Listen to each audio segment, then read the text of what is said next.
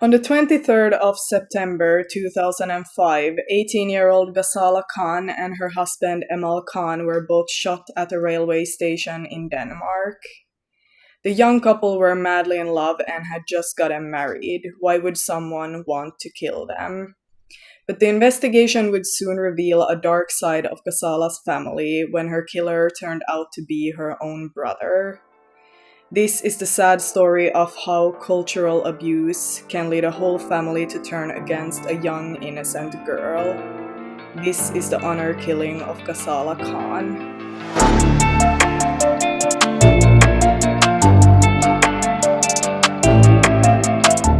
So hello everyone and welcome to my channel. My name is Elin and on this channel I cover true crime cases that have occurred in the Nordic countries. Some content warnings before we start this video. This video will include talks about physical, mental, and cultural abuse within a family and honor killings, so if that's something that you don't want to watch, then I suggest you click out of this video right now. If you like my channel, please subscribe, and now let's get into the case that happened in Denmark. So Ghazala Khan was born on the 29th of October 1986 in Denmark and therefore had a Danish citizenship. So she was a Danish woman of Pakistani descent, but mostly grew up in Pakistan. She lived in Pakistan on a residence permit and therefore traveled to Denmark regularly. In the beginning of 2002, the then 15-year-old Ghazala met Emal Khan, who was in his early 20s. They met for the first time in the airport in Denmark when they were both taking the same plane. Emal was born in Afghanistan but had fled from there because of the Taliban. In 1999, he got a residence permit in Denmark where he lived and worked as a dishwasher at an airport. During the flight that both of them took, they were talking and they both felt a special connection, so they took each other's email addresses and agreed to keep in touch. At the time, Ghazala was living in Pakistan with her mother and her two sisters. They lived in the village of Dillo in the Punjab province, where she went to school, and at home she helped to take care of her sick grandfather, who also lived with them. So Ghazala Khan's father, Ghulam Abbas, was 57 years old. He originated from Punjab in Pakistan, but he left Punjab in 1970. Ghulam was living in Denmark since 1970 and worked as a taxi driver together with Ghazala's two older brothers. So every year, the daughters from Pakistan went on a longer holiday in Denmark, and it was during the visits there that the relationship between Ghazala and Emal developed. As I said, Emal had lived in Denmark since 2001 and he worked as a dishwasher at a restaurant in Copenhagen airport. For 3 years prior to her murder, Ghazala had an intimate relationship with her future husband, Emal Khan. They met secretly, usually in the mornings, at a playground behind her home. At nights, they would talk on the phone when the rest of Ghazala's family were sleeping. This was basically because Ghazala feared her family's reaction, as she knew that according to traditional Pakistani culture, she could not pick her future husband herself. The marriage was seen as a family affair, and her family would pick a suitable man for her when the time came. Her family was also considered of much higher cultural and economic status than Emal's family, which would make it even more problematic. But Ghazala was truly in love with Emal, so she started strongly considering going against her family's traditions. Ghazala was worried, but in 2005 she decided to tell her mother about her boyfriend. She revealed her feelings to her mother, who became outraged and beat her, accompanied by her older brother Akhtar Abbas. Akhtar Abbas was Ghazala's older brother and he was a 30-year-old taxi driver. Akhtar had been living in Denmark since 1986. Emal later reported that after the incident, Ghazala was locked inside the house and frozen out by the rest of her family as they refused to speak to her or to eat with her. She was also under constant supervision and control and was only supposed to be in her own room. Her family also made it very clear to Ghazala that her family would arrange her marriage and not her. On the 4th of September 2005, Ghazala arrived in Denmark as she needed to renew her residence permit to Pakistan and help her brother's heavily pregnant wife. In Denmark, love and freedom was waiting for her. When she arrived at the airport, her brother picked her up and drove her to their home in Portland's Bay. Finally, on the early morning of 5th of September 2005, Ghazala managed to escape her family and ran away to live with Emal. Her father was in Pakistan and the elder brother went to the police and reported her missing.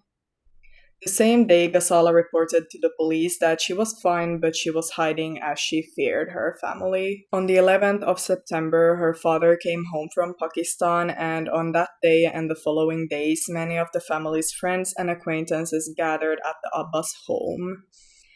They did this to discuss what needed to be done to find Ghazala. It was during one of these meetings that Ghazala's own family decided that Ghazala needed to die, and as the head of the family, the one who decided this was Ghazala's own father. In the time up to her murder, Ghazala and Emal lived with various friends in Denmark. Soon, Ghazala's father found a man who had Emal living with him for several years, and most recently also had Ghazala living with him. Later during the trial, the man said that the family had been showing threatening behavior towards him. Ghazala and Emal had already fled to a new address, and they repeatedly contacted the police for protection but were denied help. On the 20th of September, Ghazala and Emal fled Copenhagen by train at 5 in the morning. On the 21st of September, so the next day, they married at the town hall of the small Danish town of Middelfart. They spent their wedding night at a hotel where they had also contacted the police.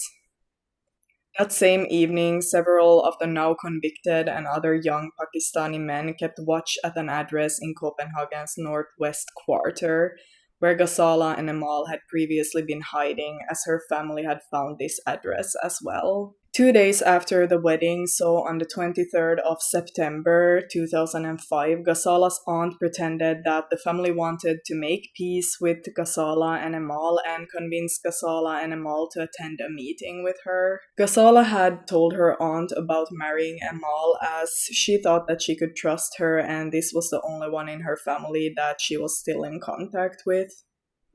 So her aunt arranged a meeting with the couple, and she had passed on this information to the family. The meeting took place as planned in a restaurant, and Emal went for a walk while Ghazala was talking to her aunt.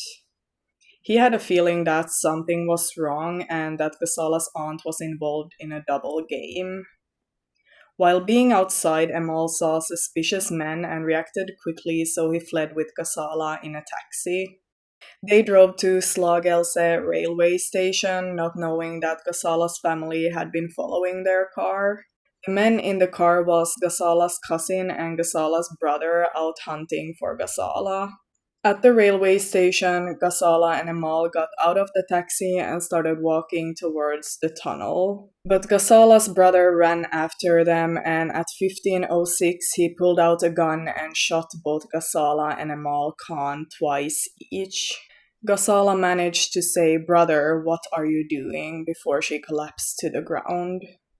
Her brother Akhtar fled the scene but was followed by a witness who had also contacted the police. The witness had also seen him throw a gun into the bush, so he told this to the police as well. Emal Khan was shot twice in the abdominal region, but he survived after a lengthy operation. One witness was also hit by the shots, but he luckily survived. But Ghazala was laying lifeless on the ground, and unfortunately she lost her life that day. Ghazala was only 18 years old when she was murdered by her own family. So Ghazala's brother was shortly after this arrested and taken in for questioning. After the hearing, he remained in custody, charged with the murder of his younger sister and the attempted murder of her husband. After the murder of Ghazala, several members of the family tried to find the injured Emal in different hospitals in Copenhagen, probably to finish what they had started. The most important parts of the investigation was mobile tracking. The police checked more than 5,000 phone calls between Ghazala's family members leading up to the murder. The murder of Ghazala had been ordered by her own father to save the family honor, making it a so-called honor killing. 9 people from her family took part in arranging and performing the murder. So the trial against the 9 persons convicted of the murder of Ghazala started on the 15th of May 2006. The prosecutor demanded long prison terms for all 9 defendants, including life imprisonment for 6 of Ghazala's family members. The 30-year-old brother Akhtar Abbas explained in court that he had the gun with him because he thought his sister's boyfriend was a dangerous drug offender and that the shots fell by accident because he got into a fight with Emal.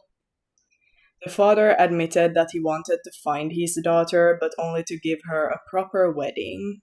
The 12 jurors in the case did, however, not believe either the father's or the brother's explanation.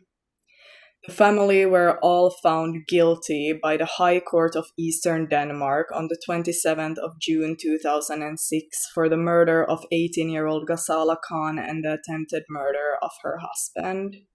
On the 28th of June, all 9 people got their sentences.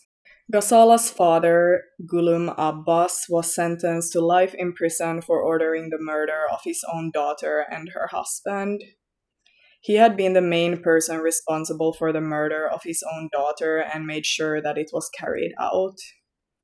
Ghazala's older brother, Akhtar Abbas, had fired the gun that killed Ghazala and injured Emal Khan, and was sentenced to 16 years in prison for murder and attempted murder.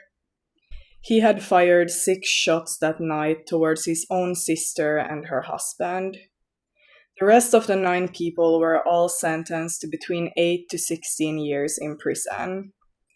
2 of the convicts were also sentenced to permanent deportation after serving their sentence, and one of these was Ghazala's aunt who tricked Ghazala into meeting her.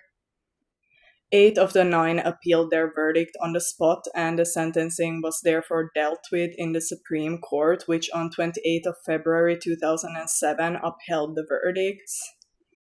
The only change was that the other one of Ghazala's brothers was also sentenced to permanent deportation after completing his sentence. So this ruling was of historic importance, as this was the first time in Western Europe that such a large number of family members were found guilty in an honor-killing case. The conviction will hopefully serve as a role model throughout Europe for future similar cases, and the sentences will send a strong signal and make a change. The prosecutor was also very happy with the verdict, as it sends a signal that Denmark does not accept honor killings. On the 15th of October 2010, a memorial painting was created at Banegårdspladsen in Slagelse, and this initiative came from a group of local citizens who wanted to remember Ghazala Khan. Unfortunately, the honor-killing case of Ghazala is not the first in Danish history. In February of 2002, 14-year-old girl Sonai Ahmad Mohammed was killed by her 34-year-old father, Ashraf Ahmad Mohammed. Sonai's body was found in a harbor where she had drowned. Before that, she had been beaten with a baseball bat or wooden stick in the back of her head. Sonai was allegedly killed because she wanted to live a Danish life, dating boys, smoking, and coloring her hair. She had become too Danish in her father's eyes. She was also put in a foster family before the murder after reporting her father's abuse towards her, and he was also sentenced for this. In 2003, Ashraf Ahmad Mohammed was sentenced to 14 years in prison and permanently deported from Denmark after completing his sentence. But that's all that I have for this case, and I just think it's really crazy that I have never heard about this case, considering the fact that 9 people were sentenced for this murder. I think it should totally get more coverage, as this young, beautiful girl lost her life because of her so-called family. But I will wrap up the video here. Thank you so much for watching, and I hope that I will see you in my next case. Goodbye, everyone.